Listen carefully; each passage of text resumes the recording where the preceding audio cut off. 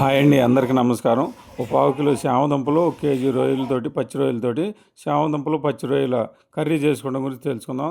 First రొయ్యల్ని fry చేసుకొని పక్కన పెట్టుకోవాలి.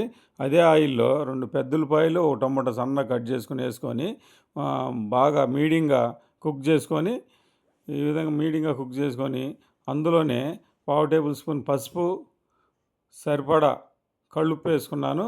ఇంకో 2 నిమిషాలు ఈ గ్రేవీని పసుపు, ఉప్పుతోటి వేగనిచ్చి అందులోనే కుక్ చేసి పెట్టుకున్న, ఉడకబెట్టి పెట్టుకున్న చామదుంపలు, పావు కిలో చామదుంపలు కూడా అందులో వేసి ఇంకో 2 నిమిషాలు ఈ గ్రేవీతో పాటు చామదుంపలు కూడా ఫ్రై చేసుకోవాలి.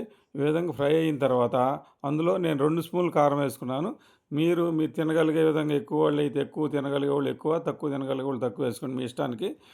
అదేవిధంగా ఒక నిమ్మకాయ సైజు చింతపండు పులుసు, చింతపండు పులుసు తీసుకొని చిక్కటిది అందులో కలుపుకొని ఈ చామదుంపల్ని చింతపండు పులుసుతోటి బాగా కుక్ అవ్వనివ్వాలి ఒక 2-3 నిమిషాలు. అప్పుడు టేస్ట్ బాగా వస్తుంది. బాగా ఈ విధంగా కుక్ అవ్వనిచ్చి, ఈ విధంగా చామదుంపలు పులుసులో ఉడికితేనే బాగా టేస్ట్ వస్తుంది, చిక్కదనం వస్తుంది పులుసు కూడా.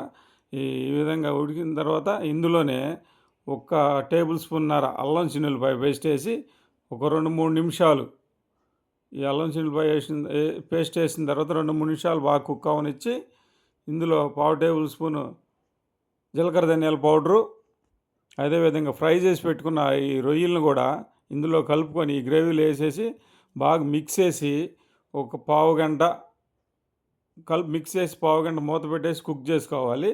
అడుగంటనీయకుండా మధ్య మధ్యలో కదుపుకుంటా మూత పెట్టేసి కుక్ చేసుకుంటే సూపర్ టేస్ట్గా ఉండే పచ్చి రొయ్యలు చామదుంపల పులుసు రెడీ అయిపోయింటే సూపర్గా ఉంటుంది. పులుసు అంటే పలుసగా ఉండదు, చిక్కగా ఉంటుంది, చాలా టేస్ట్గా ఉంటుంది. రెస్టారెంట్లో కూడా ఈ కర్రీ దొరకదు మామూలుగా.